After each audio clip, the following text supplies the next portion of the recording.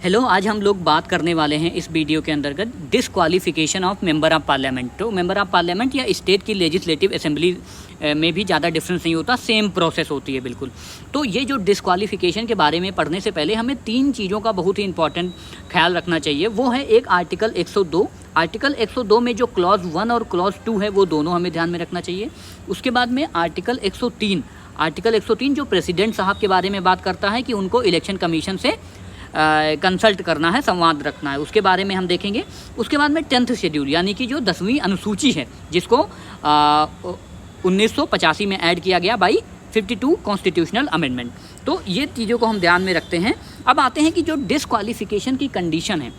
Disqualification आपको पता है 2 प्रकार से जनरली 102 में कहा गया है कि 2 प्रकार से किसी भी मेंबर ऑफ पार्लियामेंट को, चाहे वो राज्यसभा हो या लोकसभा हो, उसको 2 प्रकार से डिसक्वालिफिकेशन किया जा सकता है। तो एक प्रकार जो है आर्टिकल 102 के क्लॉज 1 में दिया गया है और दूसरा प्रकार जो है वो क्लॉज 2 में बात करता है। ठीक है, तो जो क्लॉज 1 में कंडीशन है वो 4 प्रमुख कंडीशन है। जैसे अगर कोई भी मेंबर ऑफ पार्लियामेंट है वो office of profit government of India या स्टेट गवर्नमेंट के अंदर होल्ड करते हैं। अगेन ये ऑफिस ऑफ प्रॉफिट की जो डिफिनीशन है ना, ये काफ़ी वेग है।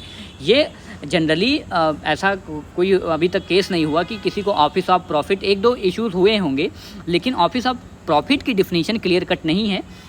ठीक है, तो ये प्रेसिडेंट साहब ही इस पर डिसीजन लेते हैं। अगर कोई भी मेंबर ऑफ पार्लियामेंट क्या है, अनसाउंड माइंड है, अगर मानसिक रूप से परेशान है, ठीक नहीं है और उसको किसी कोर्ट के द्वारा ऐसा कह दिया गया है, तो भी उसकी वो एक कंडीशन है डिसक्वालिफिकेशन की। तीसरा, अगर वो अनडिस्चार्ज इंसॉल्वेंट है, अगर दिवालिया हो गया है। If not citizen of India, अगर वो भारत का नागरिक नहीं है या वॉलंटरली जानबूझकर किसी दूसरे देश की नागरिकता को ग्रहण कर लिया है। तो अगर ये 4 कंडीशन हैं जो 102 के क्लॉज 1 में मेंशन है, ऐसी कंडीशन में कौन डिसीजन लेगा? प्रेसिडेंट साहब डिसीजन लेंगे।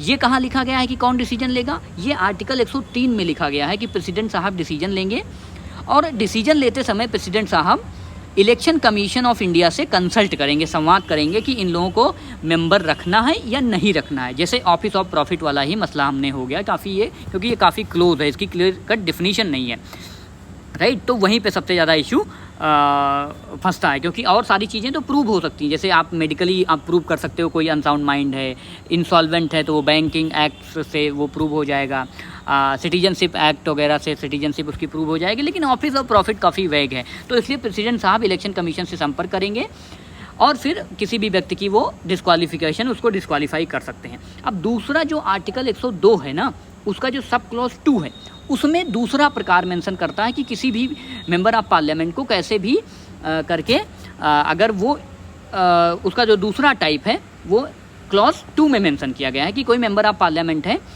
उसको भी डिसक्वालीफाई किया जा सकता है अगर if he is disqualified under 10th schedule. तो 10th शेड्यूल का जो डिसक्वालिफिकेशन है एक्चुअली ये 102 आर्टिकल के सब क्लॉज 2 में लिखा गया है। ठीक है, अब ये 10th शेड्यूल क्या चीज़ है? 10th शेड्यूल है जिसको 1985 में ऐड किया गया था by 52 constitutional amendment.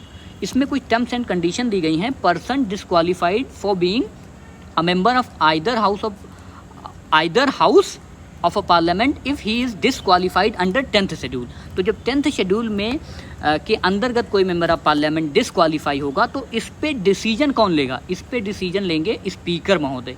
And speaker साहब का जो डिसीजन होगा वो फाइनल होगा नहीं। अभी रिसेंट जजमेंट ये आया था सुप्रीम कोर्ट का, जिसमें सुप्रीम कोर्ट ने कहा है कि ये जुडिशियल रिव्यू के अंदर होगा। यानी कि जो आर्टिकल 102 का जो सब क्लॉज 2 है उसमें जो भी 10th शेड्यूल के अंतर्गत जो भी मेंबर ऑफ पार्लियामेंट डिसक्वालीफाइड होते हैं उस पर डिसीजन स्पीकर लेते हैं और वो डिसीजन फाइनल नहीं होता है, उसके लिए अपील भी की जा सकती है सुप्रीम कोर्ट में, क्योंकि वो जुडिशियल रिव्यू के अंदर अगर आता है। लेकिन जो प्रेसिडेंट साहब का यहाँ पे डिसीजन होता है वो फाइनल होता है और वो 103 के अंतर्गत होता है। 103 आर्टिकल जो है 103 वो प्रेसिडेंट साहब को ये पावर देता है, लेकिन उस समय इलेक्शन कमीशन ऑफ इंडिया से कंसल्ट करना ज़रूरी होता है।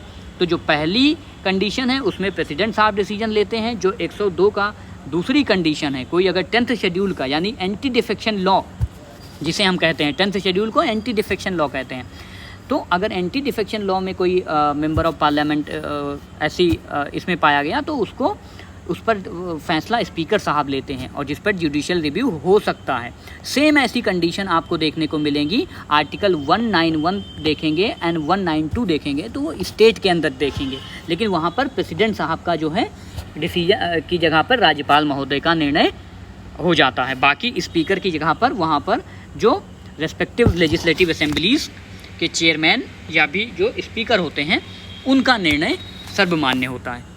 हालांकि उस पर भी जुडिशियल रिव्यू हो सकता है।